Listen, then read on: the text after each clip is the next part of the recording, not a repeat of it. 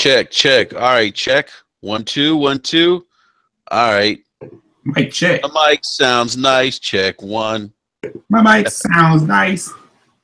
You remember that? Yeah, man. That's salt and pepper. That's old school. That's old school. People don't know about that. They don't know about that. Hipper to the hopper. Yeah. They don't know about that. A little go-go beat in the background. What? They don't know about that. Spinning on your back on some cardboard. And we are live. What's up, everyone? Welcome to another episode 75 of Basement Radio Arcade Podcast. Oh, yeah. Time to be jiggy on a Wednesday. Yes. So turn on the lights, light a candle, plug in your Xbox One, your PlayStation 4, your Nintendo Switch, your PC. Mix up a little of that Blue Mountain Berry Gatorade and some Patron. Yep. Or bring out some of that stash you have with some of Grandpa's Ripple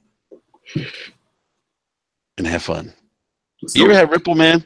I have had Ripple. Yeah. That's how I grew to 6'7", man. Oh man, Ripple. Jeez. Stuff messed my chromosomes up. You started going. You ever had moonshine? Yeah, I just had some apple pie moonshine, man. Yeah. We left it in the refrigerator too long, didn't drink it all, and it went bad. Okay. Like it got to the point where it smelled like gasoline. Yeah. Yeah.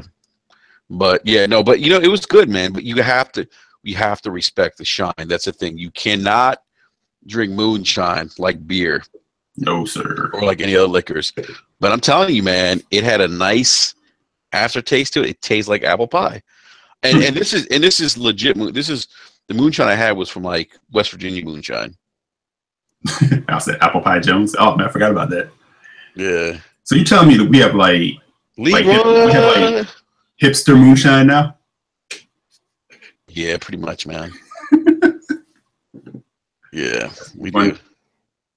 I mean, you can buy apple pie moonshine like at stores now, but it's not the same though, man. It's not the same, man. You need stuff that your crazy uncle made in his bathtub. Yeah, it's not as potent, man. It's not even the same. The stuff that they use to like clean the house and you can drink with it and start the car. Yeah, right. Yeah. So, hey, big shout out to all the people in the live chat. We have HTK, we have Shirzad, we have Al, our buddy Al, the drunk cat, the Flipmeister General. Yes, and I like to call him the Wolf of GameStop. Yeah. Commercialized mason jar moonshine. Yeah, that's what I'm talking about, Al. They sell that shit at the store. But Al, I had the real stuff, man. The stuff in the real mason jar. The stuff that's from West Virginia, because where my wife's from, she's from Pennsylvania. And so she's got family that lives out there, and they get moonshine on the regular, man. So all right, so this is not a moonshining podcast. This is a gaming podcast. I don't want anyone to get the wrong idea and think that we're promoting bootlegging of any sorts, because we do not. Disclaimer: we do not promote bootlegging or Al, you're right. The real deal stuff is good, man. I'm telling you, I had it. I was drinking it for my daughter's birthday party. That's where it was delivered. And it was good. Nice little. It got a lot of kick, man, but that aftertaste was good. It was good. So, hey, J Street, what's going on, man? Welcome to another episode. And hey, by the way, if you guys haven't checked out the Brap Rants, I put up a couple Brap Rants this past weekend, so definitely want to check those out. I did a rant on the whole New York Post article about how apparently we're losing a whole generation of men to video games. Not a half, not a quarter, not a third, but a whole generation. It means everybody. We're losing everybody to gaming, apparently, according to this article. So definitely want to check that rant out. So Eve, Yo, yo. Why don't we talk about what you're playing, man? What games? What video games are you playing? Let's see what we've been rocking out on. Ghost Recon when we get the chances, which has been really fun. Shout out to HDK. He's in there running some of those side missions. Yeah, we're trying to get to El Sueño. Yes, Sueño. So yeah, rocking out on that. Started Mass Effect Andromeda, but haven't really sunk a lot of time into it yet. Anyway, but I see what people are saying. Yeah, the facial animation stuff warranted. It is kind of rough on the eyes, but the actual gameplay, a lot of fun.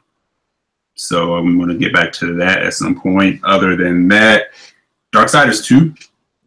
It's like always been on my pile of shame. Like I have that game on so many platforms. Would always start it and just never finish it. So I said, the hell with that. I'm really gonna like, jump in because like I would start playing and then something else will come up. But those games are just a lot of fun. I actually tweeted about that earlier, man. And so that's about it, man. Just between those two games, that's kind of what I've been rocking on, or those three games, I should say. Yes, that's a good choice, Eric. Good choices. I'm gonna use my Batman voice tonight. That's Al. Hey, Al actually said earlier on Twitter too, man, that Devil's Third should get a swoosh port. A swoosh port? You mean a Switch? Yeah, man. An NT swoosh. Oh, really? It's gonna get Switch port? No, I didn't know. I didn't say that. I said it should. Oh, I think okay. Gotcha. More people should play that game, man. You're big on that, man. The game's fun, man. It's Itagaki's pride and joy. His life's passion. That game. Yeah. That was Itagaki, right? Yes. Yeah, that was Itagaki. All right, cool, man. Yeah. What about you? Let's see. What am I playing? Where's Roach? I am playing. Al said he would buy that, by the way. Enjoyed it. We miss Al. Al, I just want to say we missed having you on the podcast. Yeah, man, get out and jump in every now and again. Yeah. Al said it's like an 80s kung fu movie. Dude, it is. It's like Leroy. All the B movie fun stuff, just ridiculous. Not even just B movie, but like 80s just ridiculousness is in this game. And then it has like the charm of, just being, it almost feels like an early, like a late Xbox, OG Xbox, PlayStation 2 game, early like 360 generation game, right? Gotcha. So it has that feel because of the Wii U. But then it's just ridiculous. You're just like this huge Russian with all these like kanji tattoos all over him. Yes. With a katana and guns, and it's just stupid. And that's what makes it awesome. Leroy. Yeah. All right. That sounds. You know what, man? That actually sounds pretty cool, man. That sounds like a. Yeah. I can't say it would ever. B-movies? What? I can't say it would ever happen because it got panned by most reviewers. But honestly, if you kind of look at reviews on it from just fans, there's like a huge cult following for it. But I don't know. I just think more people should play it. I think people have a lot of fun with it. Yeah. So. Yeah. Nice. Those Hong Kong B movies, man, back in the 80s were entertaining as fuck. Yeah, man. You remember Cynthia Rothrock? No, I don't remember that. Look her up, man.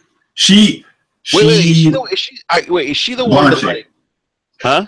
She's a blonde chick. She used to wear her hair short. Yes, dude. She is badass. In a world where like now she would be a huge star, but in the yeah. I'm sorry, Eric. What were you saying, man? No, I was saying like in the 80s she got overlooked for people like Van Damme and stuff, but she has like a ton of movies that she did. She's a dope ass martial artist. She was a female Van Damme, and you're right. You know what? As soon as you said her hair is short, because her hair was fucking really, she had like one of those like 80 like short haircuts, like where it's kind of feathered. You know what I'm talking about, like in the front. Yep. As soon as you said that, I didn't know that was her name, but I've seen her in movies. I saw one battle. Actually, you know what? Somebody tweeted something. No, it wasn't a tweet. I saw something recently of her fighting somebody, and she was like fucking like doing something. Yeah, I saw the same tweet. I actually retweeted it. And that's was actually it what reminded me. Okay. It might be me, but that's what reminded me of it because I hadn't thought about her like forever. She's still working. That's the funny part. She's still out there. Yeah. But yeah, she would have definitely been. She should have been a bigger star than what she was. Yeah, she's ahead of her time. Hey, Edie, we have Netflix. Yep. Did you watch Castlevania? Actually, Jason just brought this up. Did you watch the Castlevania? I have one more episode to go because it's only 4 episodes and it's so good. I've been like sipping on it like a fine wine. Just like I don't want it to be like I don't want it to be over. So I got one more episode to go, and then I'm gonna rewatch them all again. But it's a damn fine product. They did, hats off. They did a really good job on it. Nice. It looks. I saw like the preview for it, but I haven't actually watched it yet. I need to check it out. I'd be interested. So you say it's awesome. Everyone in the live chat, if you guys have seen Castlevania. Oh, yeah. Al powered through it. He said, shout out to J Street for bringing that up, because that was definitely one of our topics for tonight. Yep, it was. It is so well done, bro. It captures like the essence and the feel of what Castlevania like is. Does it have turkeys? You know what I'm saying? Turkeys? Yeah, remember you used to you had to pick up turkeys off the ground? No, there's no turkey. Oh shit! However, Trevor does eat like a piece of beef jerky at one point, but that's about it. Well, I mean, they gotta have like this should have had to be like a turkey leg or something, kind of like the original Castlevania. You remember? Remember, like you load house and there was like a platter and a turkey on it. Yeah, man. No doubt, definitely. But maybe it's Peruvian rotisserie or something, but who knows? But but no, it's really good. And I was actually talking to some buddies of mine about this, and I said it works well because being like an animation, because I know people always kind of say, well, we should get a movie of this, and I think the problem that people run into when you get into video games to movies is most games on a minimum are like 10-hour affairs or more, right? So there's like a lot of stuff to like get through and to go through there. And I think when you do an animated series or a show, you have time to really like to take your time and kind of chew on the subject matter and give it the care and love, as opposed to kind of cramming it in 2 hours. And most times you have to skip over what really makes it great. So I heard too that the producers of this, who also I think they work on Adventure Time, which is so fucking crazy that they do Adventure Time and then they did this. But I heard too that they want to do a Metroid animated series. Interesting. Fastback said that they're looking at Assassin's Creed series too. Yeah, that too. Too. Let me ask you something. My understanding is that they were looking at this originally as not animated, like doing an animated version of Castlevania, and the creator of Castlevania, it's not going to happen. Like, it should not happen. No, live action. Well, the thing, if you try to do live action, the problem is it becomes animation's not cheap, but it's cheaper than trying to do live action, right? Because if you're going to do something live action, like you think about like The Witcher that they're going to do, or you think about Castlevania, they're trying to do that, and then you get into like Game of Thrones territory, or like Black Sails. And I argue you can do that, but you need to have like a start and an end date of when you're going to do it, because it costs so much money to pull off. So I think that's why Game of Thrones is actually probably coming to an end, because it's probably becoming more and more expensive to do that show, and they probably want to end on a high note. And the same. Oh yeah, absolutely, yeah. Kind of a Black Sails. But animation-wise, you keep in tune with the feel of Castlevania, and there's no limit to what you can do with it. With live action, you're kind of beholden to, while you do have special effects and CGI, you're beholden to that world. There's only so much you can do that can be believable. Gotcha. Yeah. And J Street said, the dialogue is so good. That is, shout out again to J Street. It is true. The dialogue is awesome. And the feel, like Trevor as a character is like so understated, and it just fits. Like he's got this surly like attitude about him, and that kind of makes perfect sense for somebody who's like a vampire monster hunter. So I highly recommend it, man. You'll cruise through it. 30-minute episodes, only 4 of them, so like you'll cruise through pretty quick. All right, I'll have to check it out. I haven't watched it yet, but I guess I wonder what with The Witcher 3. I mean, because that's gonna be more live action. It's not animated. Do you think that? I mean, I wonder how that's gonna play out with The Witcher 3. Like I don't know if like I don't know, man. I feel like I don't know. I just wonder. Like my concern with The Witcher 3 is gonna be that's gonna remind me too much of Game of Thrones. That makes sense. That could be a good thing. Yeah, but I don't want it to remind me of Game of Thrones. Depending on how it's done, you know what I'm saying? I kind of said, like, I don't know, have you ever seen Black Sails? Black Sails. the pirate. It was the pirate show on The Star. Pirate Show on Star. Yeah. Yeah, I'm not a big fan. Yeah, Not a big but fan. I will just say I do like Power. well, I mean, power is power. I mean, power. You can turn on the news and kind of see that every day. You're not going to see like The Witcher or Pirates. But I'm saying if you keep that kind of like production value, like The Witcher could be really good. It's just going to be expensive as hell to put on because you're also probably going to be talking a lot of CGI as well. I mean, Black Sails has a lot of that too, but I'm just saying something like creating monsters and beasts and things like that, you know? I wonder then if maybe doing The Witcher 3 because of all the monsters and beasts and whatnot, if it would have been better maybe to do an animated version animated version of that series instead of doing live action. Of Witcher. Yeah, but who knows? I mean, maybe they pull it off. I mean, yeah, we'll wait and see.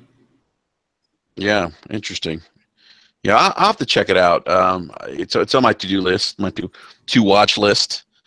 Check it out, man. So awesome. All right, let's see other topics. Oh, speaking of gaming, other gaming related news. No Xbox One pre-orders yet. Should we be concerned? Me personally? Yeah. Not concerned. No. Like it'll happen when it happens. Is Microsoft concerned? Is the bigger question. Probably. Because you definitely want to get this out. Or get the pre-orders out. You know, sure. You know, preferably for them, they wanted to strike while the iron was hot, like right after E3. You know, I think the longer like this prolongs, you know, you start to lose a little bit of that hype and momentum. And I'm not talking about like the hardcore. I'm talking about anyone who's on the fringe, you know? Yeah. Well, you know, the rumor is the FCC is kind of holding this up. Like they haven't like given the final approval. Thanks, Trump. Yeah. Let's not get political. I'm joking. But we don't want to lose the viewers we have. You know, it's probably a lot of Trump supporters in the live chat at the moment. I'm just joking, guys. I don't care about that. Yeah, you know what? I really don't care for him. But I also don't want to get too political either, because I could go. No, I'm just throwing that out there because I remember I used to see like tweets when things would happen. People say thanks Obama, even if it was like McDonald's burned their fries. Thanks Obama. I just want to say something. You know what? Had any of this shit gone on when Obama was president, oh my goodness, that's all I'm going to say.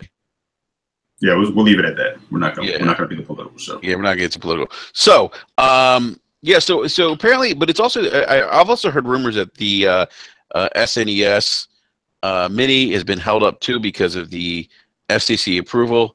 Thanks, Donald Trump. You know what's going on with the FCC, man? Yeah, it's Donald Trump's fault, man. He hasn't appointed enough people. You know, he's waiting for Putin to give the okay. Well, Fastback said August 1st, supposedly, and that's kind of what I heard too. I heard that too. Like I said, personally, I'm not that concerned because I probably wasn't gonna like pre-order one or pick up one day one anyway. Because I think I've said before, I have no problem waiting for a lot of different reasons. Like I like to see what kind of bundles maybe jump off like later in the holiday, and just like with the Pro, I kind of want to see what some of the real world application is. I want to see how it's received, how it's used, how people are feeling about it. Yeah. It is something I really need, right? Like immediately, you know?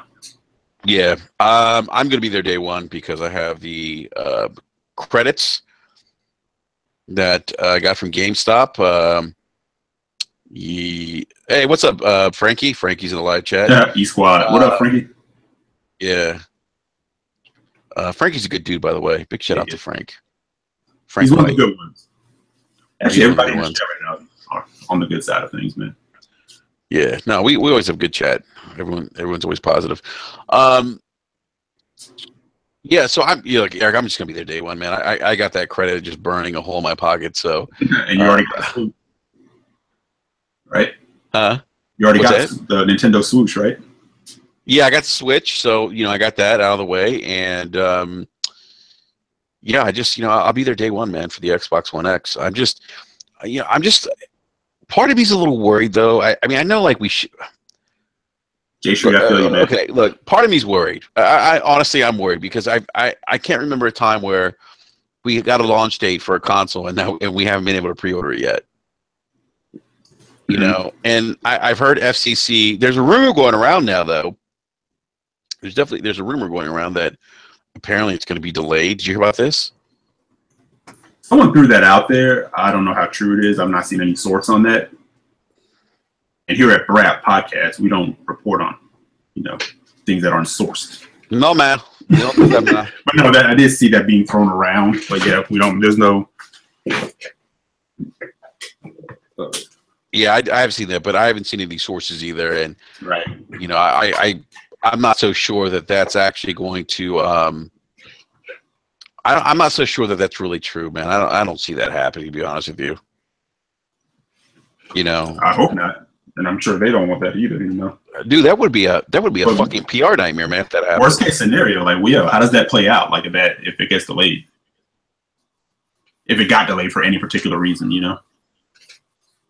Again, we can't imagine that happening, but playing devil's advocate, worst case scenario. Yeah, I don't know, man. I don't see that happening, but I'm a little concerned. I'm just surprised. I don't understand why. So Fastback saying I thought they held off on FCC to keep it from leaking before E3. I heard that too, and that's. I guess. I mean, yes, they would. I guess maybe I don't know, man. But why? I mean, but that doesn't make sense either. We knew the fucking thing was coming. They announced it the previous E3. You know what I mean? Jay Street said Phil Spencer said it is coming. It's still coming out on that date. Yeah, Phil Spencer can say all he wants. I'm not convinced until we actually get the date. Ricky, don't talk about Phil like that, man. Hey, show me the money. You know what I mean? Show me the money. I take what companies say with a grain of salt. I'll just leave it at that. That's always my motto, man. So I see the proof. And that's any company. This isn't an Xbox thing. That's any company. Companies are here to tell you things, to sell you things. They want to present their best foot forward, no matter how true or false things may be. And it's always been my experience that companies, they shoot for the moon, but sometimes they under-deliver. Nothing wrong with that, but I just don't, my thing is I wait and see on everything now. Yeah, no, I hear you, man. I mean, you kind of have to, and that's kind of my motto, especially when you're investing a lot of money, thousands of dollars into something, Mm-hmm. So, yeah, I mean, I don't know. I mean, I'm there day one. Hopefully, we get a release date soon. I know that I've also heard that August 1st date too. So we'll see. We'll see. But I'm ready, man. I'm ready. I'm on the email list for GameStop. They said they will email me when it's time to pre-order. They wrote you down that little yellow notebook, little tablet. Yes, sir. They did. They got me down. They're like Enrique, pre-order now. Where's Roach? Xbox One X. Yeah, right. You know what? They should have the guy who the voice actor for Geralt do the commercial. Xbox One X. No, I just wanted to come and be like, X, go and give it to you. Oh, they should. You know what? They missed opportunity. They should have hired DMX, man. I said that. I don't know if I said it on the last podcast, but they should have hired fucking DMX. Okay, here's what they should have done at E3. When they showed us the Xbox One X, right? When they talked about it again, they should have had DMX come out and with a sledgehammer smash the PlayStation 4 Pro and come out to that song, X is going to give it to you. Dude, Twitter would have burned down if they smashed a PS Pro or something on stage. I mean, I would have sat back with my chips. Dude, I would have been. Seriously, I would have been right. I would have my popcorn ready. I would have bopping my head to DMX. Missed opportunity. Phil Spencer. There's gonna be some hurt feelings today. Oh DMX just smashed a PlayStation on stage at E3. Can you imagine? Oh my God, Microsoft's terrible. Did DMX smash a PlayStation 4 Pro? Oh, they should be above it. Rise above it. Right. Rise above it. Oh. You know, I mean, it would have been fucking pure entertainment for me. I wouldn't have, you know, I mean, whatever, you know? Yeah, man. I mean, like, whoa, wow. Did DMX just smash a PlayStation? Yeah, right? Right? See? You would have people talking. I tell you what, if had Nintendo had Puff Daddy come out, you know, and smash an Xbox One, I would have laughed, you know? Oh, man. Had Puffy come out and do the Harlem Shake. Take that, you know? Oh my goodness! Too funny, man. Missed opportunities, man. It's all good. Yep. Right. So Eric, did you see? So Nintendo released some information regarding Splatoon 2. By the way, man, actually, I think I'm gonna pick this up, man. It looks. First, I didn't play the first Splatoon. Did you play it on the Wii U? I did. I always won like shooter game of the year at the Game Awards. That was hilarious, man. I remember like we were writing and covering some of the things for RGM. And I remember sitting there with Bella, and it was like best shooter. And we're like, here we go, Splatoon. I was like, oh, here we go. It's about to melt down. I'm not gonna lie to you, man. I was like, I was looking at Dude, I love it. I felt like it was Splatoon. Only Nintendo could make this game and make it a success, and I thought it was really fun. I used to get my ass handed to me in it, you know. Yeah. I'm not very good at it, but it's a lot of fun. But to win best shooter, I felt like that was very much a like, come on, let's give them something, you know. So I mean, best shooter without chat. You know, here's the thing. I agree with you. Like, when I was so it was kind of like a laughing joke, you know, when they announced the category best shooters. I mean, because they were going up against like Call of Duty, Battlefield, Halo 5. Yeah. And I honestly thought Halo 5 was going to get it. Like I was like, they're like Halo 5 is gonna win. It's gonna be Halo 5 or like Call of Duty, right? Right. Who else was there? I forget. I don't remember. Anyhow. Yeah, and take it for what it is. I mean, it's the Game Awards, so you take that with a grain of salt. You know, there's but that was the same event where I think Rocket League won best sports game. Did Rocket League win? Yeah, it did. I tell you what, though, man. Eric, my facial expression, I look like Forrest Whitaker when they announced Splatoon winning, you know, shooter of the year. I look like Forrest Whitaker, man. Well, I kind of, you know, tweeted at Kofi. He was talking about, you know, the whole Splatoon thing earlier in the week. Hey, by the way, quick shout out to Kofi, man. I got the podcast with him on Monday for a little bit. Yeah, Kofi's a good dude, and he was talking about, you know, basically calling out Nintendo on the whole like chat solution, like with the phone, and it's insane, man. It's insane. But my only thought process on that was people are bitching and mad about it, but they're still going to buy Splatoon 2 and figure that shit out. So, I mean, if you're not happy about it, the best way to, you know, present that is to just not buy it, speak with your wallet, but that's just not going to happen. Yeah. You know, people find their way around it. People probably use like Discord or do whatever the case may be.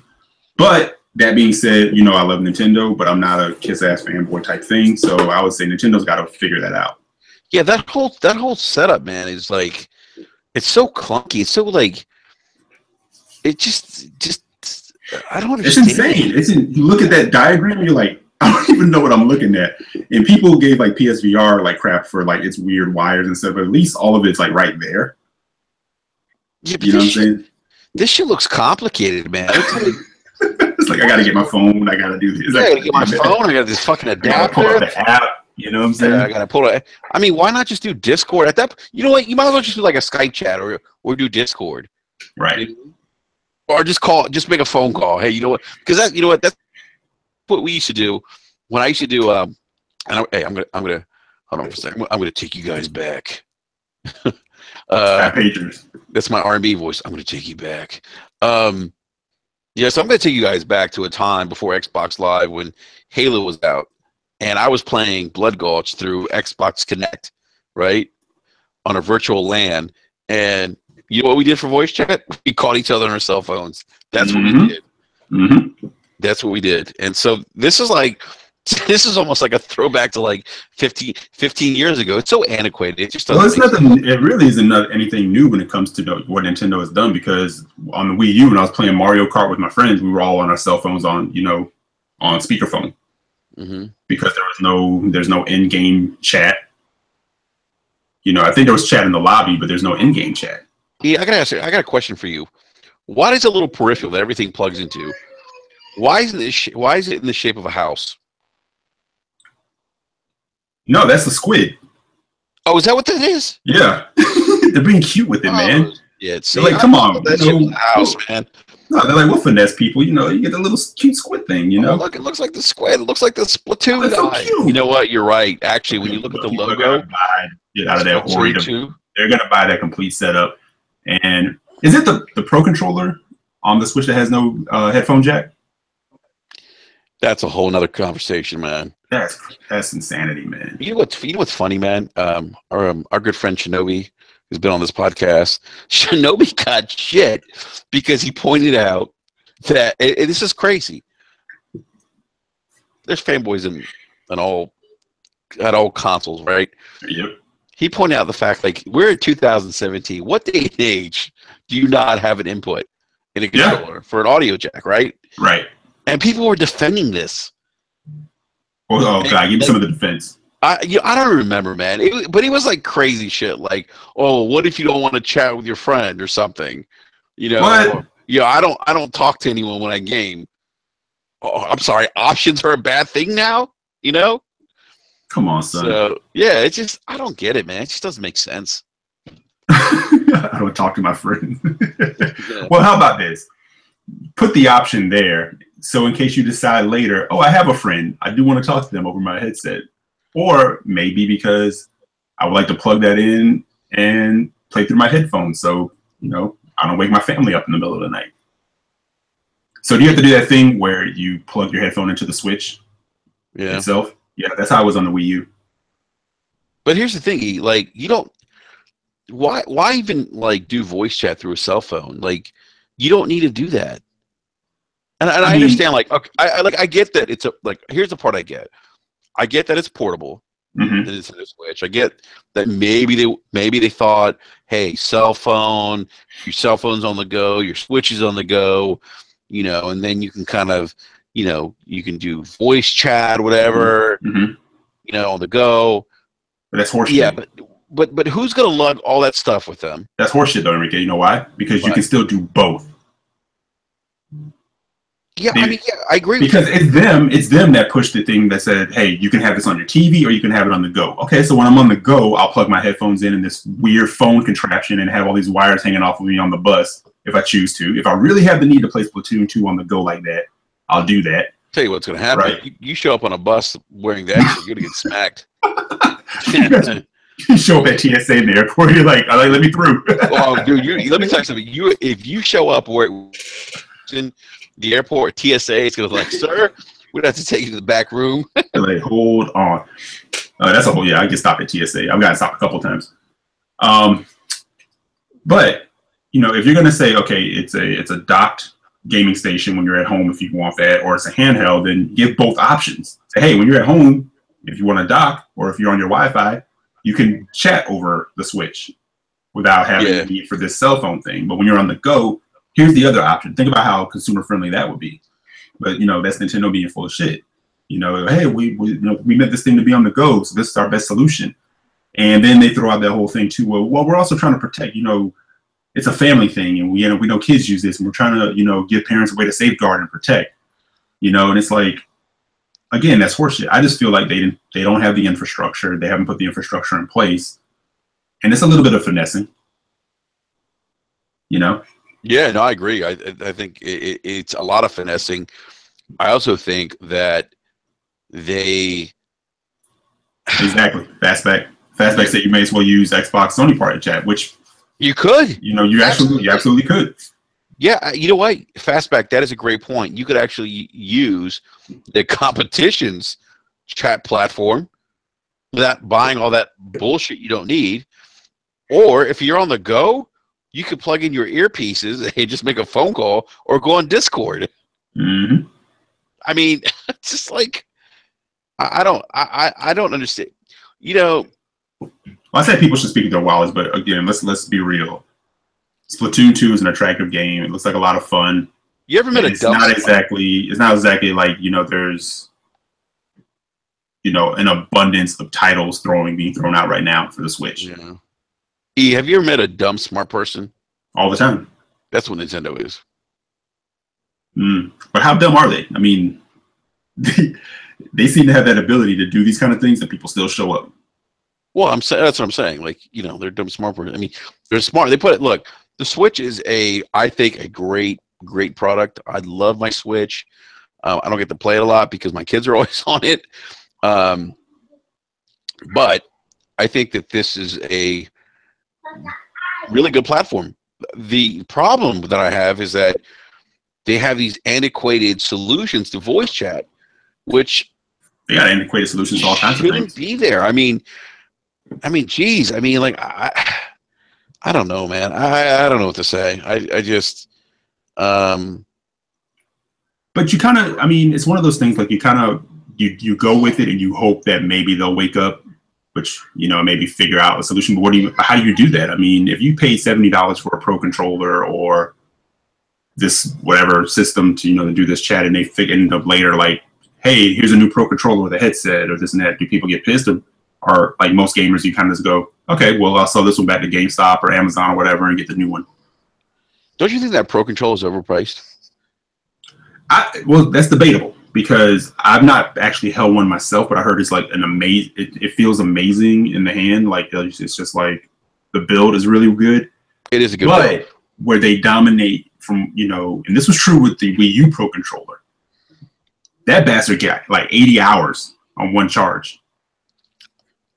And I heard the Pro controller picks up where that one left off. So it does. Like, Pro controller. So with build quality, they talk about that whole HD Rumble thing or whatever that means. But talk about a battery life. Like you can charge that thing and not have to worry about charging it for like 2 weeks if you're constantly using it. It's crazy. So the price is debatable. It probably is a little too expensive. It's $70. It could be like 50 and still get that, but that's Nintendo. They're always going to shoot high and see who comes aboard. Yeah. I don't know, man. They have that ability, man. We will sit here and bitch, but I'm still going to buy a Swoosh. The Swoosh. Because from what I understand, the tech is still pretty cool. No, the tech is pretty cool. Yeah, I just found out that my VP is an avid gamer. Nice. And she owns a Switch and has completed 96 of the 100 and something. What is it in Breath of the Wild? What do they call it? Not dungeons, but the Korok seed stuff. What is it? Collecting Korok seeds. No, I don't think that. What are the dungeons that you go to? They're not called dungeons. They're called shrines. The shrines. Shrines. How many shrines are there in the game? Like 100 plus, right? Something like that, right? I think she's done like 90, and she said there's like 100 and something. Nice. Yeah, and I was like, okay, this is badass. Like you're a gamer. Like I'm like, this is so cool. Hey, HDK said voice chat was an afterthought, and oops, like we forgot it. I don't know if it's that much an oopsie we forgot because they heard about this over the Wii U. This is not a new thing for them. People bitched about. I just think they don't. How they could. Eric, their competitors have had this for years. So. It just kind of goes to show, like what you were saying, the dumbest, smartest person or whatever. It's like they're a company that innovates and gives, finds different ways to entertain people and bring things in, but they're very tone deaf when it comes to being in the here and now. Yes, exactly. Yeah, they You really know? are. And when I say that, I'm not talking about throwing yet another console on the market that's trying to be in the 4K race or whatever. And I don't know if you watched that video I shared with you like earlier from Digital Foundry talking about doing some of their ports, but you know, a lot of people probably don't even know that Nintendo has a lot of games that are 60 frames per second that were even on the Wii U. And by the way, this game is going to be 60 frames a second on the Switch. And I think it has dynamic scaling, so I don't think it's ADP. I think it scales up and down. Right. But according to Digital Foundry, it is rock solid 60 frames a second. They did say that, you know, not taking the hit, and there's some areas where it's a little blurry, but they're like, the fact that it's locked 60 doesn't drop a single frame makes it worth it. Like that, it's a consistently performing. It just consistently performs, which is crazy, you know. And I'm not sure how many people watched that video. A lot of people probably ignored it because it didn't have Sony or Xbox in the title. I watched it and I was like, that's impressive, you know. I mean, Richard Ledbetter seemed extremely impressed. He's like, we kind of dismissed it at first, but don't dismiss it. That's pretty impressive. He was like, LA love. Yeah. 60 frames. Yeah. 60 frames. So I thought you pretty good impersonation of him, man. Because he gets excited. Yeah. Like, dude, like, what we see here is that it's very impressive. I'm like, yeah. No, he made me hype for that. Wait, keep going with that, man. No, I can't. Dude, what we see is very impressive. And then, 60 frames. He gets in that cockney, like. Oh, dude, he gets so excited. Dude, yeah. He lost 60 frames a second. He's like, I'm so there. He's like, He's like, people dismiss that. People dismiss that. They're so hung up in, you know, like Microsoft and Sony, you know, doing the 4K 60 thing. Well, they're more caught up in 4K there. Again, that's another whole debate.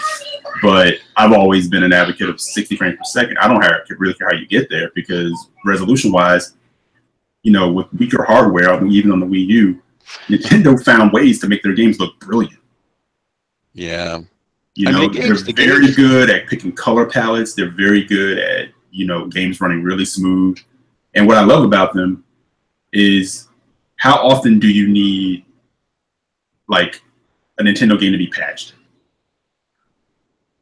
Like, in a day and age where everyone's like, get it out the door, we'll patch it later. They still don't play that. They still take that pride and that quality. It's like, say, look, we're not going to ship a game that's broken. I mean, I grew up playing games with that Nintendo sweet seal of quality on the box. Yep. You know. I'm telling you, that's a great Richard Ledbetter impersonation, man. I'll have to work on it. I'll bring it back. Because he's like, what we're seeing here is, you know, like he's like, it scales up and down, 60 frames. In the case of Bayonetta, Bayonetta and Bayonetta 2. Bayonetta 2. What we're seeing here is dynamic resolution. And then, it hit 60 frames. He gets so excited. Yeah, man. He was on fire about it, man. So, you know, to get that dude excited about it, you know, there's definitely something there. But again, like a few games that are consistent at 60 frames per second. And again, to me, that's more important in a game than, you know, necessarily like the resolution. I agree 110% with you. It's a big reason why PC gamers, you know, even play at 1440p at 60 to 120 frames a second. I mean, it's, you know, it's a difference maker. You know, so you know, I'm going to pick this game up. I'm actually really excited for it. I didn't play it on the Wii U. But you know, so not to cut you off, so there you go. I mean, we're talking about, you know, what they're lacking when it comes to things that we're kind of used to having. But when it comes to Nintendo, do you want that? But at the same time, they're going to stop you from picking up their games because at the end of the day, their games are hella fun, and you'll decide for yourself how important XYZ is. because you can go in and play Splatoon without really talking to anybody. But that just depends on how you want to put your own teams together and do whatever. But if you're just going to go in and do what is it what their version of capture the flag or hold the line or whatever you want to call it. You don't really need to chat for that. No, you don't. And so there's concessions, man. I want Leroy Jenkins on my team. I think he's been banned from every game. Leroy Jenkins, dude, that's one of the funniest things. Still funny to this day. Man. Still holds up. Oh, dude, it's funny, man. Some of my non-gamer friends, actually, I meant to tell you because I know we were talking about this the other day on the phone. But I've had some of my non-gamer friends actually send me that YouTube link, and they're like dying laughing. I'm like, let me tell you something. This actually does happen sometimes. That video is hilarious. Oh my goodness. Yeah, Eric. Speaking of other games that like Nintendo related that I haven't played, like I know we've talked about this before. Like you own the Nintendo, you own the Wii U, but they're porting some other games over. As they should. Yeah, and for me, it's just like it's because I missed out on the Wii U. I'm so excited about some of the stuff that's coming over. And I also think that's part of the appeal to that console. Dude, they bring over those platinum games like they talked about it in the Digital Foundry video, like Bayonetta 1 and 2, Wonderful 101. If they can bring over Metal Gear Rising: Revengeance, get all those running 60 frames per second on that handheld, those would be amazing games to have. But true to what they said too, there's a ton of Wii U games that pretty much died on that console. Like it just didn't have the user base. But now, it seems like Switch this year is going to catch or maybe even surpass if they can get the shipments out, the install base of the Wii U, right? So they have like a library that they could port over, do a little extra with it, a deluxe version, as you will. And I would just a bunch of those titles I would buy over, and for a lot of reasons. I mean, like you have kids who are getting into gaming. That's a perfect console, perfect way to get them into it, right? Like I have a daughter, but even outside of my daughter, dude, like I love Nintendo games, and I think I see like Scott.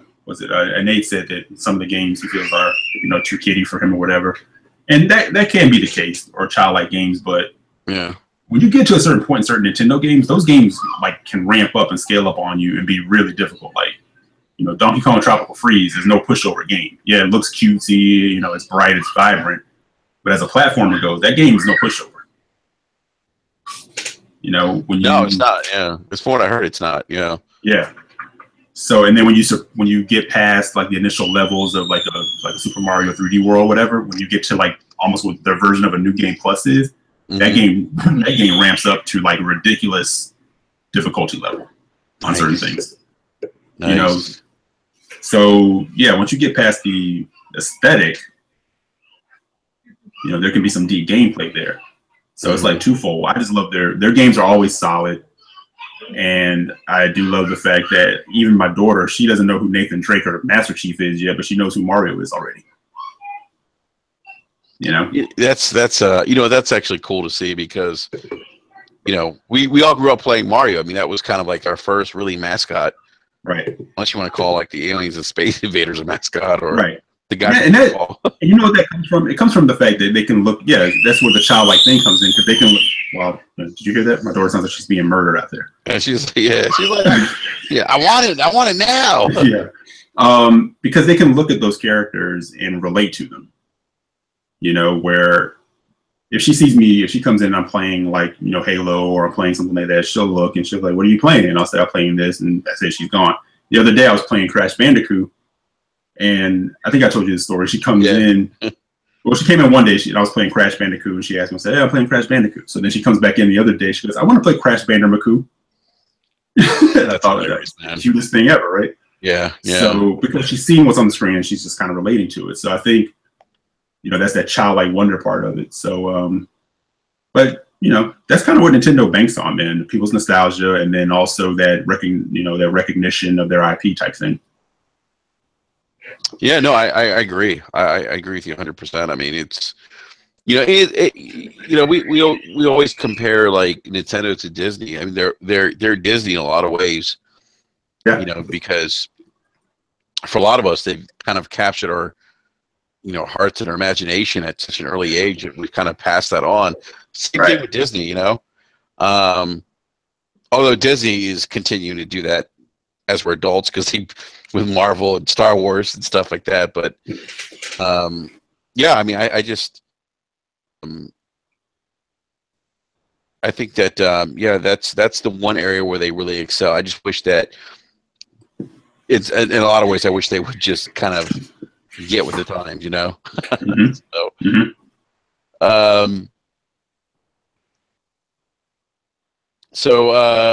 what I was going to say. One thing I was also going to say about the Nintendo Switch, if you haven't picked one up yet, they were actually available on Amazon Prime, although I don't think they're available anymore. And why? And also, why were they marking them up to like $420? Yeah, I did see that too. Yeah, because they can. I mean, but yeah, but also speaking of Nintendo, so one of the topics tonight, Eric, is October 27th, right? Mm-hmm. Big day in gaming. Big day. We Gaming have and all kind of shit. Yeah, other stuff too. Some other pop culture related things. But I mean, October 27th, we have Mario launching, Mario Odyssey, right? Mm-hmm. We talked about that last week. I know Sam and Inferno were talking about some of the rage quitting they saw at E3, which I thought was interesting. But first things first, what happens on that day is probably a Stranger Things binge watch. That's what I was about to say. Yes. Yeah. So that comes out. And then is there a new Saw movie coming out that day? I hope not. I think there is. Hold on a second. Hold on. Oh my god, I had this article up too. Because GameStop did this article about, or not GameStop, GameSpot. Hold on a sec here. Have you watched any of these Saw movies? The first two, and I was done. Oh.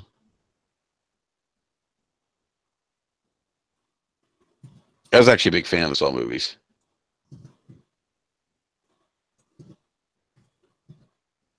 Oh well, I'll have to find this article later.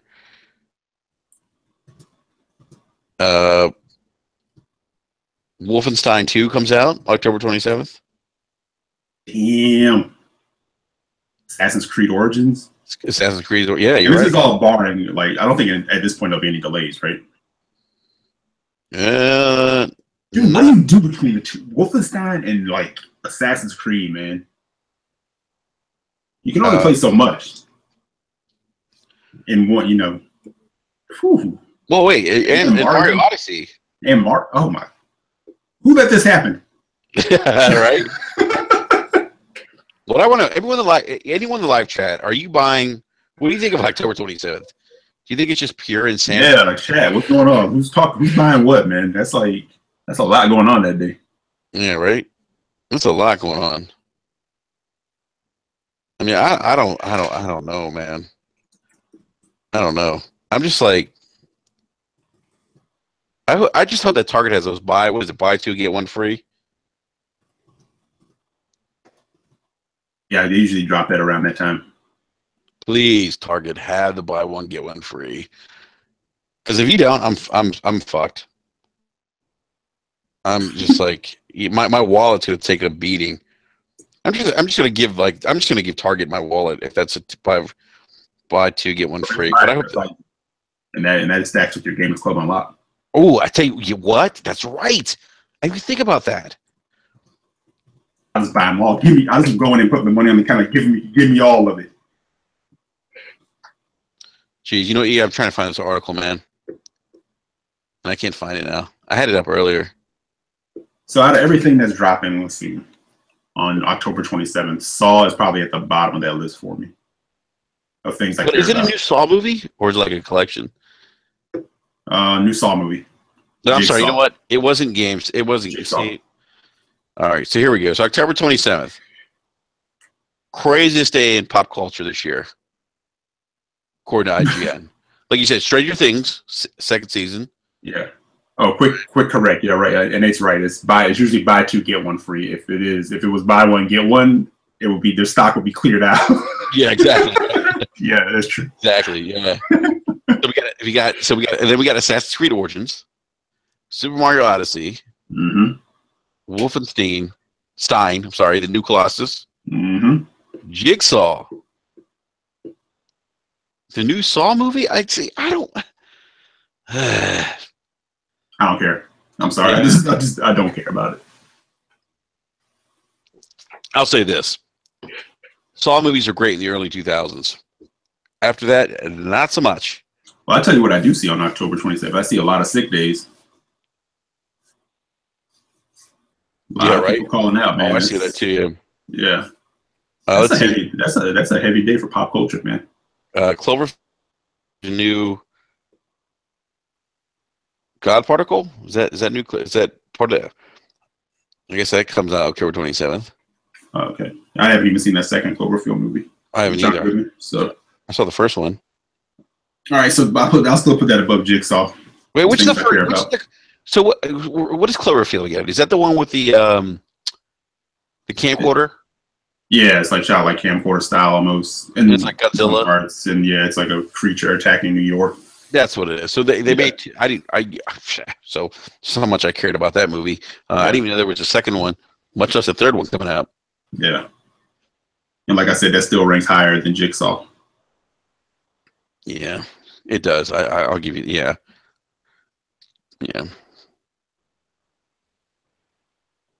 Well, that's crazy, man. All right, so October, let's go, man. Yeah, that'll pretty much kick off. And then we have Halloween. We got candy and shit. So we got candy and video games. Candy and video games. Let's go. I'm gonna look at October 27th, like I said Lawrence Fishburne, but what's his face? God, what's his name? I said his name earlier. Forrest Whitaker. Oh, Forrest Whitaker face. Yeah, exactly. Forrest. Yeah. So Nate in live chat says he's gonna be. Everyone's gonna have the flu. Gamer flu. Gamer flu, right? Yep. Can't make it. I can't make it. I need water. Enrique, you gotta be careful with that, man, because your boss may be at Target too. Yeah, right. Games. I might run into her buying some games. Mario Odyssey comes out. Oh, I'm sick. They're like, man, she and Enrique around today. What's up with that? Yeah, exactly, right? Oh, you're picking up Mario Odyssey too? I was picking up some medicine, and I happen to be like, picking up Mario Odyssey. You're so full of shit. I know what you're doing. Exactly, right? Too funny. That should be a good day, man. Yeah, should be something for everybody going on that. That's a huge game, man. That's a huge day in gaming, man. Mm-hmm. Yeah. Destiny 2. La la la la. That doesn't come out October 27th, right? No, it doesn't. But that would be too much. Sony just showed off their new PlayStation 4 Pro Destiny 2 bundle. It is pearl white, and that's it. And it's only available for the Pro, which I think is kind of, honestly, I think that I'm kind of disappointed that. Well, no, I shouldn't. Yeah, actually, I am kind of disappointed because I would have liked to see like multiple bundles, like not just a Pro. Mm-hmm. But I get it. You know, they're trying to sell more Pro, so I get that. But it'd been nice to have like a just vanilla PlayStation bundle. Mm-hmm. A slim? You know, yeah, like a slim. And actually, I'll say this much: I think the bundle they had last time was much better because the bundle they had last time for Destiny had like the little design on it. Do you remember that? Yeah, yeah, it was another pearl white, but had like the emblem. Now, was that for launch Destiny, or was that for another like DLC that the Destiny was dropping? That was for Taken King. That was for Taken King. Okay, if I remember correctly. Yeah. Okay, gotcha. So that was for Taken King then. Yeah. Gotcha. It was nice. That was a nice PlayStation. Actually, in that point, that's right before that thing, or in that same period, they did the Batman PS4 for Arkham Knight. Or was it the Darth Vader one they did around that time? No, they did the Darth Vader one with the red nipple buttons, as people were calling it. The thumbsticks.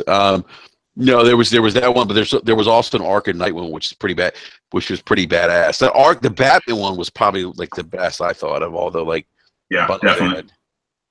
Yeah, I didn't really care for the Nathan Drake one. Well, the Nah, Destiny one was probably the second best in my opinion. yeah, Batman and Destiny Where were is the he? nicest ones. You wouldn't give it to an ordinary citizen.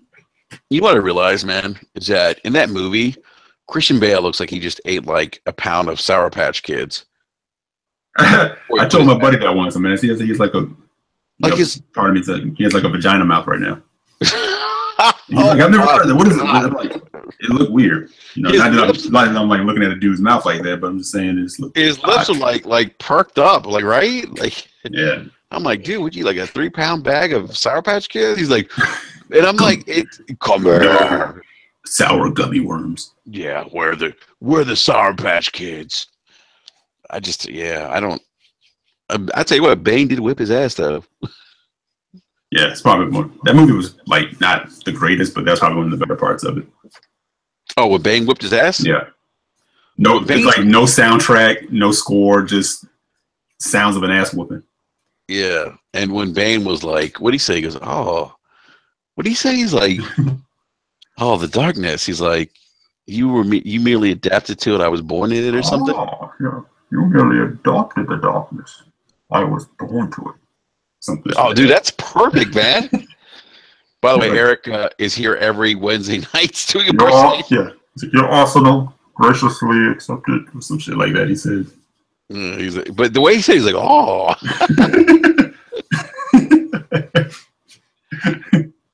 Yeah, Tom Hardy's a great actor, by the way. I'm a big fan of his. Yeah, no doubt. I loved him in Mad Max. I thought he'd be really great, even though he didn't really say too much. I did enjoy him. That was the genius of it. Yeah, but I did it. You know what's crazy? I don't think that's getting a sequel either, though. I think that's it for Mad Max. I don't think that's getting a sequel, which is a shame. I don't know. Sometimes a great thing can just live on its own, from now on. You know. Yeah, I mean, yeah, I see that. I see that. I mean, it was. I would say for like, because you know what? I think a lot of us thought it was going to be a reboot. You know. Mm-hmm. And it wasn't. Yeah, it was a good movie though. I tell you what, that movie looked great on my TV. No, I'm sure, man. There's something to say. There's something to say when you can calibrate your TV. Even at 1080p, stuff looks really good. 1080p. I was born in the 4K. Oh, you merely adopted the 4K. No, you upscaled. You're downsampling. Oh my goodness, it's too funny. Yeah, so yeah, Destiny 2 bundle looks all right. Looks all right. I won't be getting it. I'm even though I am getting an Xbox One 4 Pro only because one, I don't have a 4K TV. There's no downsampling on the PlayStation 4 Pro yet. Although I heard that they can actually bring that feature, but it's not there yet. Beast mode. Yeah. Boost mode. Yeah. Right. Yep. I don't know. I think it makes the console actually look a little better, the Pearl White. But I don't know. I still kind of feel I don't know, when it comes to like console like design, like I kind of pay attention for a moment, then I kind of you sit it on your entertainment center and you don't really like pay attention to it that often anymore. But that being said, there is something when you're first introduced to it and you see the look of it, the aesthetic, you kind of go, wow. And from what I understand, the Xbox One X is a very lovely looking console, much smaller than even the S, which is crazy. And when I look at the Pro, I'm kind of like, come on, man, you guys, you kind of phoned it in on this one. You could have done something to make it a little more, form factor friendly. But hey. Yeah, I agree, man. I agree. It is what it is. It is what it be. I will say, with that GameStop flip, you know, if I can find the right price, you know, I might roll up on a Pro along with the X. X gonna give it to you. You know, yeah, man, just, you know, round out the arsenal. Dude, E, you might have all the, all the 4K consoles. All the year 2000 consoles. Yeah, shit. Right. You turn it on, glitter shootout. Glitter. All right, we went deep cut. We went deep. I'm sure not everybody knows that joke. That's a little inside. She got all the bootleg stacks. Hostess got the new Twinkies coming out. It's a bad month. It's a bad month. Bite into it, glitter. I'll tell you what, man. These consoles, they're gonna definitely push my 4K TV purchase up. Yeah, no, me too. You know, actually, you know what, man? I'll say this much, man. I'm again, I'm getting the Xbox One X because of super sampling and really because of the whole GameStop flip thing. You know, but I'm getting, you know, I even with the flip, had it not had super sampling, I wouldn't have gotten it.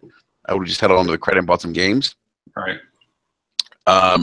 But I'm trying to hold out for the OLEDs to come down in price, man. I mean, they're getting to that point now, man, where they're cracking that 2K mark, that $2,000 mark for like a 55-inch. Yeah. Actually, I think you get a 55-inch OLED now, and I guess LGs make the best OLEDs, from what I understand. You can get one for like $1,700. I tell you what, man. Like, if I saw like a KS8000 on Black Friday for like stupid cheap, I would still grab it, because in our house, TVs get moved and, you know, kind of shifted around when the better tech comes in. You know, Daddy gets first, like the big piece of chicken. And then like the older tech gets moved into, because my wife doesn't care, man. She's like, as long as I can see the picture, you know, that's kind of how we roll. So, because I'm with you, like I would love to have like an OLED, but you know, I'm just not looking to spend that kind of dough. But as the prices come down, you know, I don't mind like shifting out and changing out, you know, 1080p sets to 4K sets in other rooms, you know. No, absolutely, man. I mean, like that's yeah. And like Nate put in the chat, you know, yeah, you can't really go wrong with the KS8000. Oh no, you can't. You can't. I mean, it's a great TV. But you know, the OLEDs, man. I mean, in terms of just like, from what I understand, they offer the best of both LEDs and plasmas. You know, and I have a plasma, and that TV, I have an ST50 Panasonic. That TV's badass still, man. I mean, just the black levels in that TV are just amazing, and the viewing angles are TV. Right. You know, so I'm just I'm gonna try to hold out, man. That's ultimately my goal, to hold out, because to me those are gonna be the best TVs you can get 4K wise. You know, so you know what I realized, man. We talked about like what you were playing. We didn't talk about what I was playing though. Yeah, man. Hit it. I was like, so we're gonna backtrack a little bit to what I was playing, or what I am playing right now. So E, I kind of want to bring something up. I know this wasn't like I've been playing Rise lately, and I'm loving it. I'm having a lot of fun this time around. It's like I actually picked it up as a launch title with the X, and I'm just like, I'm really enjoying this game more, and I feel like, damn, like this is a game that needs a sequel. You know, I agree. And then I look at other games like Sunset Overdrive, right? And I'm thinking to myself, oh my god, that game needs a sequel. But this is like, I think this goes into, or this ties into like the difference between Microsoft and Sony. And I'm not trying to beat a dead horse here, just an observation. I really feel like I think if the shoe was on the other foot, if these were Sony games, I really feel like we would see sequels to these games. Yeah, I agree. You know, and I really feel like they're missing out. I mean, Rise looked by any stretch of the imagination is not a perfect game, but for me it's a fun game, and I feel like there's a foundation there to build upon to make it a really good game. Mm-hmm. Or hell, if it was like a Ubisoft game, it would probably we'd already be looking at the sequel. That's true. That's a good point. I mean, we know about Crytek's financial issues. Yeah, and they would take the feedback of what people felt about the first game and build upon that and make it better. But you know, and like you said, you know, this kind of goes back into things that we talked about what's a real risk and what's not a risk. You know, and something like that would be a risk, but it would be a good risk to take because it shows that, hey, we're here to support. You know, we hear you guys. These are the games that we know, you know, have a true fan following and fans have been asking for, you know, and while they didn't do that great, and I mean, Microsoft did everything they could to get Sunset Overdrive into the hands of people. Mm-hmm. You know, even giving it away free. Yeah, and people ignored it, you know what I'm saying? And now, you know, and giving away Rise, you know, but yeah, the Rise thing is just a weird, because I mean, it's dealing with Crytek, it's all kind of different things, you know, there's a lot of stuff in the way of that. Doesn't sound like there's a whole lot in the way of Sunset Overdrive 2 ever happening. It just kind of sounds like Microsoft needs to want to do it, you know? So I know, again, like you said, you know, bringing up that point, it's true. There are definitely games there that warrant a sequel. No, I agree. Regardless of what they did the first time around. But you're not the only person I've heard that said that about Rise, you know, going back to it and playing it, you know, they found like a new appreciation for it. Oh, absolutely. I mean, you know, coming off of, you know, 126 hours of Persona 5. And, yeah, seriously. And that's a long relationship, man. Yeah, right. I mean, look, Persona 5 was a great game, but that game was too long, man. That's my only complaint about it. You know, I you know, just this game was it's just easy to pick up and play, and you leave the game satisfied.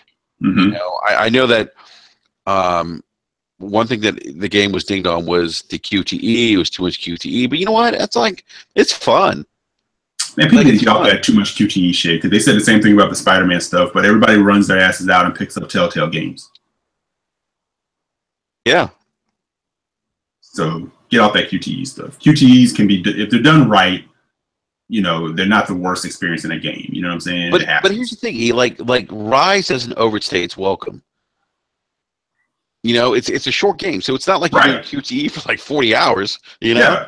Yeah. Like if Persona 5 was a lot of QTEs and it was the same thing over and over, and eventually you'd be like, holy crap! I would have shot myself in the face. You know, and again, back to Telltale, yeah, their games don't overstay their welcome. They're short games, so like let's say QTEs in certain aspects can work. You know what I'm saying? So I mean, when we get to Spider-Man, if it has nothing but QTEs, you know, then that's a reason to get out the pitchfork, I guess. But yeah, I definitely think QTEs get overblown. Like people really like go in on it and make a big deal of it, and I'm kind of like, if the rest of the gameplay is like solid and is doing like things that are keeping the proceedings interesting and moving along, but there happens to be a QTE thing in there, fine. Like I know some people were kind of pissed off about the end of like Uncharted 4. Spoiler. Are we past spoiler territory on Uncharted 4? I don't know, man. I don't know. Well, I won't talk about what happens, but there is some QTE stuff in there, right? And some people liked it, some people didn't. Didn't really bother me because most of the proceedings of that game led up to that, and I was kind of like, okay, that's kind of how they want to do some of this.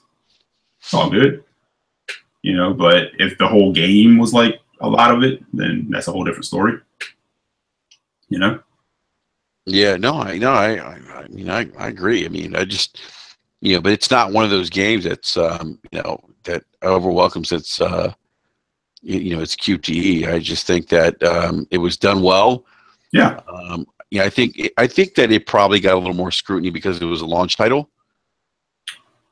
Which I don't understand because there's games that are out now, almost 4 years into the generation, that aren't as good as Rise.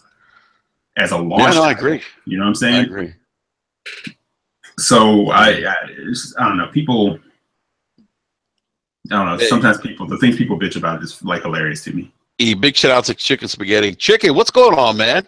Chicken says at the end of Rise, when you're going down the hall doing QT executions, badass. Yes. Mhm. There's times where I want to be like, this is Sparta. I know Yeah. Greek Roman's different, but seriously, I get The hyped, man. The only thing like I would have liked to have seen Rise do, because dialogue was fantastic. Story is great. Animation. Hey, real quick, who are the best rapper? Who are the best 5 rappers of all time? Dylan, and Dylan. You all know that. Yeah. Weapon variety would have been like good if you could pick up some other weapons. You know, sheath your sword. You know, pick up like different spears or different types of things, and just like. But you can't. I mean, you can use spears. Though. I mean, like there's. But you know what I'm saying? Like being able to like pick up a spear, like stick 4 guys to a wall.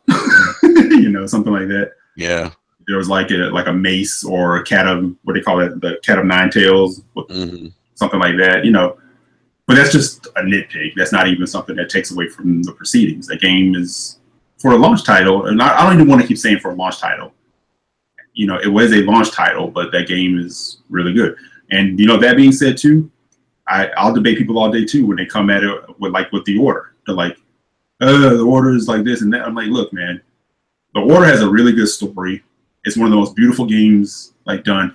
If the order had been a launch game, people probably wouldn't have been as hard on it, but it came a little bit later. But again, people have asked for a sequel to the order. I feel better about an order sequel happening than I ever do a Rise sequel. You know, that's in Sony's nature to do that. And I feel like the order has something there too. You know, yeah, there are parts of where you're like, but at least there's weapon variety. I thought that was a really interesting premise. You know, like the Knights of the Round Table continue on and they're fighting supernatural beasts. Come on, if that was a movie or a Netflix show, you know, people would have been down with it. Yeah, no, I agree, man. But I think those 2 games became like victims of console war bullcrap. And I think what's happening now is once people are moving past the console war crap, because I do say, at least from my timeline on Twitter, it does seem like people are kind of getting exhausted with that same rhetoric. And people who are giving those games, going back and giving them a chance now, are kind of seeing like, what were people talking about? This game's awesome. Yeah. No, I agree. You know? I mean, I see a lot more people saying that those 2 games are enjoyable. And no, it's funny because people will say like, oh, the order is boring, it's slow. And I'm like, if you really think about it, and maybe I'll catch some shit for this, play Gears and play the order. They're not that different in how they play. You know, Gears, you can kind of run a little bit, but you run in the order. Over the shoulder shooting, Gear maybe a little tighter in Gears. You go to one area in Gears, you clear out a room, you wait for the chime, go to the next room. Right? Come on.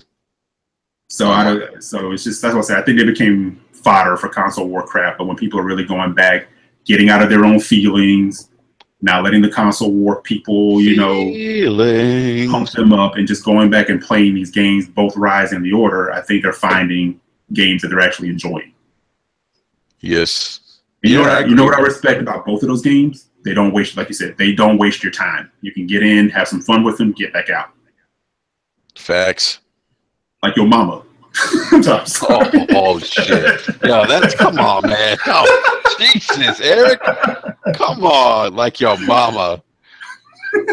I want to hear your reaction to Eric's comment right now, please. Dude, I've already thought scientifically. Like I could go on about your mama. I could go on Twitter. I can go on Twitter and insult mamas all day long, and nobody get mad. But if I speak about their precious console, they're ready to kill me. Hey, don't do that, man. You know? Yeah. Your mama's a hoe. Your console sucks. What? I'll kill you. Fuck your couch. And then I'll Photoshop your head on a bottle of grape soda. Right? I'll shoot your face off. I don't even know what that meant, but anyway. I don't know that. Yeah. So so a little bit of Rise. I was playing that. You know what? You know what's funny, Eric, man? This podcast, man, like we kind of bounce around topics, but it's all good. Mm-hmm. Yeah, we're just vamping tonight, man. You know, we're in the slow period of game topics, so we're just vamping a bit. We appreciate you guys hanging with us and vamping. Exactly. Let's see here. So yeah, a little bit of Rise. a little bit of what else? What else? What else? What else? Oh, Wildlands with you and B Money and HDK. Yeah, we're gonna get some of this Diablo going soon too, right? I did pick up Diablo 3. I guess I gotta play the campaign. Apparently, you need to play that first. No, is that true? We're together. Well, somebody's saying you got to play the campaign first. That's the best way to do it. Is that true? Yes, no. Not my understanding. I've done both. Like, I heard this on another podcast, so I'm just throwing out there. But yes, I picked up Diablo 3. I haven't hop in some video games, some Diablo 3 with you guys and Mr. Fastback 247. And I said no, you don't have to do a campaign.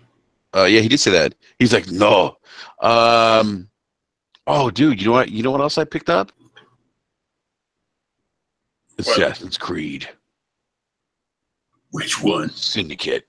Yeah, which one, right? Okay, which one, right? Yeah, Syndicate. Dude, the twins? Wait, are it's they awesome, twins? Right? They're twins. They are twins, right? Okay. Yeah, Evie Fry and what's the other the dude's name? I don't remember, but let me tell you something. I am enjoying this game. Had that have been the game over Unity with all the problems Unity had, Assassin's Creed would have been Syndicate would have been a bigger game. Let me ask you something. Was Unity's issue? Let me ask you something. Was Unity's? Was it more of a hardware issue, and were they overzealous with what they wanted to do for this game for Unity? I mean, because like they created this like massive world, right? With a lot of NPCs, right? Right. I mean, so it was a selling point for the next generation. Was it kind of ahead of its time? No, it wasn't ahead of its time because it was still running on all the stuff that Ubi had done with Assassin's Creed, and then they're very notorious for taking systems from other games and putting it in there. So it wasn't bad. I think what it was is it was the shift into the next generation, the scope of what they were trying to do as far as the map itself, but the assets. If you follow Assassin's Creed, all their assets kind of follow to the next game. So coming out of Assassin's Creed 3, I was not surprised at all that they did a pirate game that did ship combat because they already had that asset built, right? So coming out of Unity into Syndicate, I wasn't surprised again because they built all the assets to take us into France. Not that difficult to switch over and do London, right? Especially when people were saying, well, why can't we get feudal Japan? That seems like perfect for an Assassin's Creed. And they're like, that's too hard to do because it's sparse and blah, blah, blah, blah, blah. But it's like, no, it's too hard to do because you can't just use these assets year to year to year to year to year. So now taking a year off, retooling, coming back with Egypt, they can change the assets, build it out, but don't be surprised if they try to go back to that whole annual thing, that you get a region that's very similar to Egypt or a continuation of this next story, right? But Unity to me was biting off more than you can chew, running out of time, and then still trying to deliver an annual game with the shift from the last gen to the current gen. But even with that being said, I think what pissed people off is how they tried to finesse. They put the game out there. They didn't lift the embargo until after noon, the day of launch. So now you got all the people picking up their midnight pre-orders, their digital downloads, starting to play it with this broken, messed up game. But nobody in the media was able to warn anyone because the embargo didn't lift until 12 hours later. And then when that embargo lifted, people realized this thing is a mess. By the way, HGK did mention that people were putting out, spreading that exploded head image around. Yeah. I remember that. Yeah, there was like, remember there was like missing like assets from like the NPCs, and that exploded head looked so freaky. It was crazy looking. So it was just, but at the same time, it was that first patch was like 40. Correct me if I'm wrong, HGK. It was like 40 gigs or something like that. Yeah, it was pretty crazy. Like those issues, right? So I think by then the damage was a little bit done. People were kind of like, you know what, screw Assassin's Creed. Like people, because especially coming off of Black Flag, which it seems like a majority of people who either were fans of the series or had come into the series at that point loved that game, right? Yeah. So now you kind of mess people up. And then when people went into Syndicate, anyone who's played Syndicate will tell you it's an amazing game. The fact that you can switch back and forth between the two twins, it runs a lot smoother. It's a lot more fluid. But I think they had lost a lot of people by that point. So taking that year away was good, because that's always what made an Assassin's Creed game good, is because they always took a year or two in between them until they got to, like, after Assassin's Creed 2 and they saw the success of that, and then how Brotherhood took off. Mm-hmm. That's when they started with the annual releases.